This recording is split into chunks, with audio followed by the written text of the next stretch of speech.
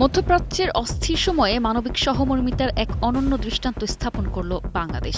কুয়েতের জনগণের পাশে দাঁড়িয়ে ২৪০ টন খাদ্য সহায়তা পাঠানোর ঘোষণা দিয়েছে ঢাকা। কূটনৈতিক মহলে এই উদ্যোগকে শুধু সহায়তা নয়, বরং দুই দেশের গভীর বন্ধুত্ব ও আস্থার প্রতীক হিসেবেও দেখা হচ্ছে।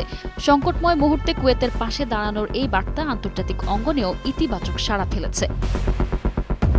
রবিবার কুয়েতের পররাষ্ট্র মন্ত্রণালয়ে আনুষ্ঠানিকভাবে খাদ্য সহায়তার প্রতীকী হস্তান্তর অনুষ্ঠিত হয়।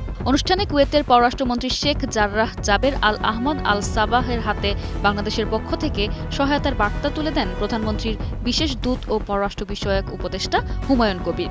এই সময় দুই দেশের কর্মকর্তারা পারস্পরিক সহযোগিতা আরও বাড়ানোর প্রত্যয় ব্যক্ত করেন।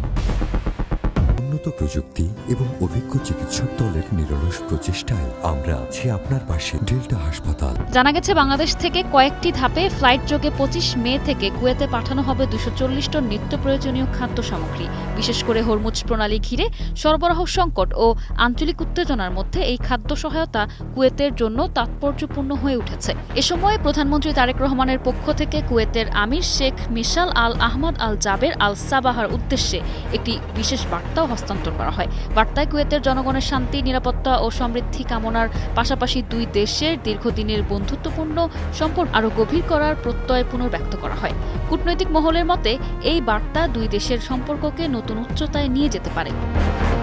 এছাড়াও বাংলাদেশ প্রতিনিধি দলে আরও উপস্থিত ছিলেন বেসামরিক বিমান পরিবহন ও পর্যটন প্রতিমন্ত্রী রাশিদুজ্জামান মিল্লাত, পররাষ্ট্র মন্ত্রণালয়ের পশ্চিম এশিয়া অনুবিভাগের মহাপরিচালক মোহাম্মদ হুমায়ুন কবির এবং কুয়েতে বাংলাদেশের রাষ্ট্রদূত মেজর জেনারেল সৈয়দ তারেক হোসেন।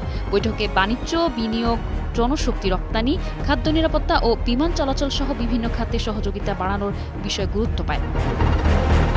বিশ্লেষকদের মতে, সংকটের সময় কুয়েতের পাশে দাঁড়িয়ে বাংলাদেশ শুধু মানবিক দায়িত্বই পালন করেনি, বরং আঞ্চলিক সহযোগিতা ও বন্ধুত্বের এক শক্তিশালী বার্তাও দিয়েছে। মধ্যপ্রাচ্যের উত্তপ্ত পরিস্থিতিতে এই সহায়তা উদ্যোগ প্রমাণ করেছে বাংলাদেশ এখন শুধু উন্নয়নের গল্প নয়, মানবিক নেতৃত্বের ক্ষেত্রেও নিজস্ব অবস্থান শক্তভাবে তুলে ধরছে। Desk report, ২১ television.